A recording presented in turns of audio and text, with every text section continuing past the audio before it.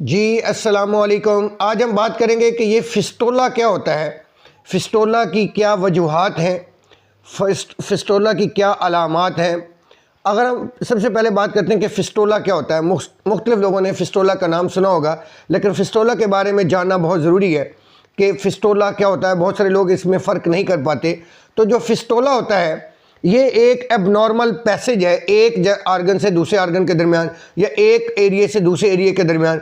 ये एक ऐसा रास्ता बन जाता है, बिल्कुल पाइप की तरह। एक पाइप लाइन होती है जो एक एरिए को दूसरे एरिए से अब नॉर्मली कनेक्ट कर देती है, जो कि कनेक्शन होता नहीं है लेकिन वो उसके साथ कनेक्शन बना देती है, जिसकी वजह से कुछ ना कुछ अबनॉर्मलिटी पैदा हो जाती है। तो फिस्टोला जो है वो मुख्तलिफ एरिया में होता है, मुख्तलिफ आर्गन के दरमियान हो सकता है। ये रेक्टल यानी जो फीकस वाला एरिया है, एनल वाला एरिया, उसमें मुख्तलिफ लोगों को हो सकता है। ये एक अंतड़ी से दूसरे अंतड़ी के दरमियान हो सकता है। ये वजाना से ब्लैडर के दरमियान हो सकता है। ये एनल टू वजानल हो सकता है। ये डिफरेंट आर्गन, ये जो एल्वुलाई है, लंग्स है, जो फेफड़े हैं, उसके एक एरिया से दूसरे प्लोरल जो इसके स्पेस होती है उसमें हो सकता है।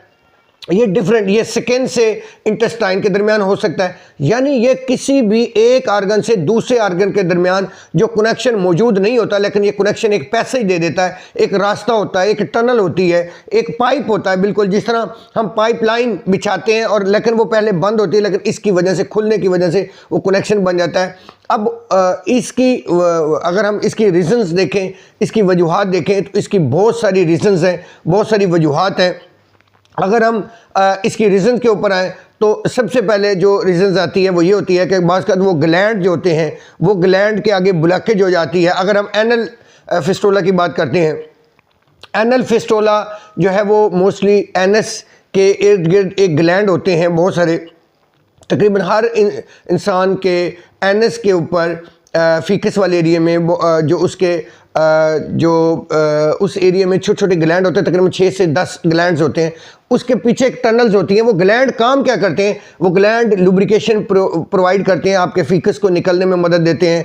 इसके अलावा उस एरिया को मॉइस्चराइज रखते हैं, बैक्टीरिया से बचाते हैं। बहुत सारे उसके वो हैं, आपके फीकस को बाहर निकालने में मदद देते हैं। लेकिन अगर वो ग्लैंड ब्लॉकेज हो जाए, या वो डैमेज हो जाए, या वो ज़ख्मी हो जाए, तो वहाँ पे बैक्टीरिया आके इन्फेक्शन कर लेता है, वहाँ पस पड़नी शुरू हो जाती है, और जो पीछे लाइन है वो खुल जाती है, पाइप लाइन, वो टनल जो है उसमें से रेशा आना शुरू हो जाता है, उसमें से पस आनी शुरू हो जाती है।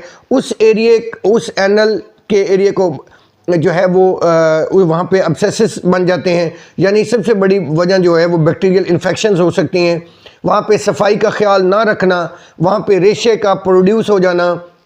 इसके अलावा कॉन्स्टिपेशन, जिनको कब्ज़ रहती है उसकी वजह से हो सकता है, जिनको डायरिया रहता है उनकी वजह से हो सकता है, जिनकी इम्यूनिटी कमज़ोर है उनकी वजह से ये वजूहत हो सकती है, जिनका वज़न ज़्यादा है ये वजह हो सकती है।